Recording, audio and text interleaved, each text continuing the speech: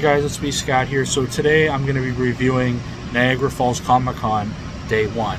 So as you know, I did a trip to Niagara Falls with B-Man and Brady, and we went to Niagara Falls Comic Con on the first day. I've never been to Niagara Falls Comic Con before, but I can tell you it was a great experience. So we got there about an hour or so before the doors opened.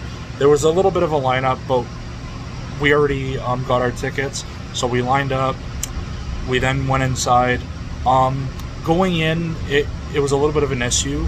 So security checked our bags, that was fine. But then once we got past that, there were like a bunch of volunteers who had to scan our tickets, and we had our tickets being like scanned, and then apparently something happened, so then they had to move the volunteers, and then we basically had to tell them that we already had our tickets scanned.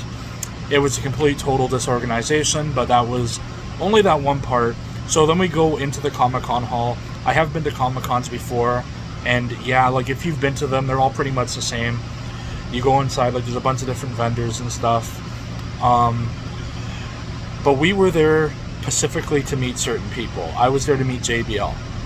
And so we go to the back. Now, the thing that they don't tell you is what time all the celebrity guests are like arriving.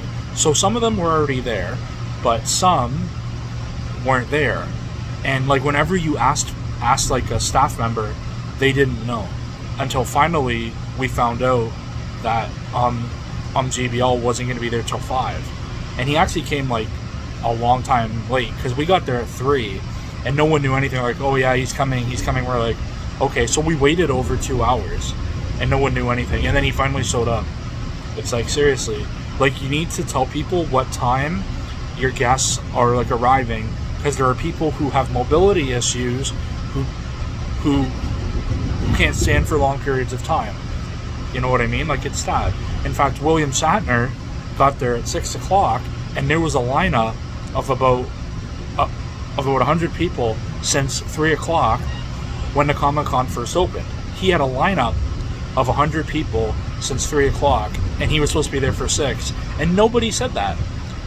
It clearly said on the website, Niagara Comic-Con opens at 3, all the guests are like supposed to be there. Now, yes, they have their own photo op times and whatever, but still.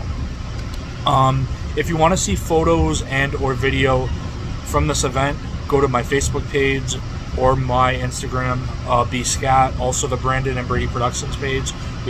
We have a lot of video there. So I actually met the voice of Mario, really nice guy, and I also met JBL. JBL was pretty cool. You know, he seemed okay. He engaged with his guests. There were a bunch of other people there, but honestly, they like charged way too much. Like, JBL charged $65 for an autograph. It's like, okay, but like, you know, we're coming off of a pandemic. A lot of people can't afford that. It's crazy, right? But yeah, in general, our Comic-Con was pretty cool. There was like a lot of different artwork and stuff like that. Also, the car from Supernatural was there, like the black car. I don't know what it's called. That was amazing to see. As well, the Mystery Machine was there. That was actually really cool to see. As well as Knight Rider, which I think is the car that David Hasselhoff drove in a show. And yes, that car actually talks. As well, the DeLorean from Back to the Future was there. And also some props from the Star Wars movie. Oh, and as well, the Monster Mobile.